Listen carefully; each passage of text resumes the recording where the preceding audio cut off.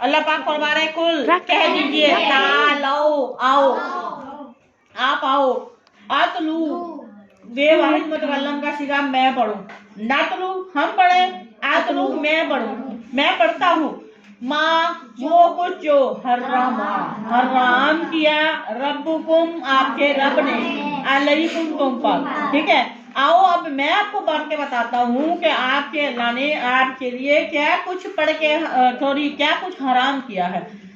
सबसे पहली चीज अल्लाह तुशरिकू, आप शिरक नहीं करेंगे, बिही उस अल्लाह के साथ है या किसी को भी अल्लाह के बराबर, अल्लाह वाली फौकियत, अल्लाह वाली जो है वो इज्जत नहीं देंगे। ठीक है, वबिल वालिदैन, वालिदैन की नाफरमानी औलाद पर हराम की अल्लाह पाक ने, ये भी सुन ले, वालिदैन के नाफरमान जन्नत में दाखिल नहीं होंगे। मैंने एक हदीस पढ़ी, जो बंदा सारी जिंदगी अपनी जो है ना नहीं हो रही, जो बंदा सारी जिंदगी अपनी जो है ना लाइफ अच्छी गुजारता है, हकूकुल्लाह अच्छे तरीके से अदा करता है, लेकिन वालिदैन की नाफरमानी करने वाला है, तो आका अलैहिस्सलाम फरमाते हैं कि वो जन्नत में फिर भी दाखिल नहीं होगा।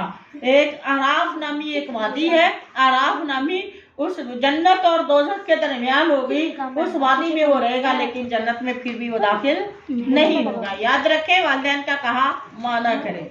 चले अच्छा कोई बात नहीं, उनसे अगर कमी बेशी आपसे भी हो जाए तो उनसे माफी मांग लिया करें। वालिदैन की फरमाबरदारी करके बंदा कभी नाकाम नहीं हुआ, यकीन करें जो भी मामला हो।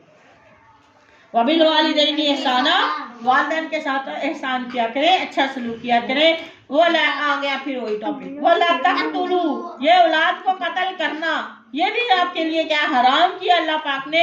वला तक़तुलू, तुम कत्ल न करो औलादकुम, अपनी औलाद को, मिन इमलाक, गुर्बत के डर से, गुर्बत की वजह से कि हम 10 बच्चे हो गए मैं कहाँ से खिलाऊं। अल्लाह पाक बनाते हैं हम नरज़ुकुकुम, हम तुम्हें भी रिस्क हम ही देते हैं भाई, या उन बच्चों पैदा होने वाले बच्चों को भी रिस्क हम दे रहे हैं और आप भी परेशान हैं। ठीक है, औलादकुम, अपनी औलाद को, मिनी मिला गुर्बत के डर से आप कत्ल ना करें, बच्चे का सिलसिला खत्म ना करें।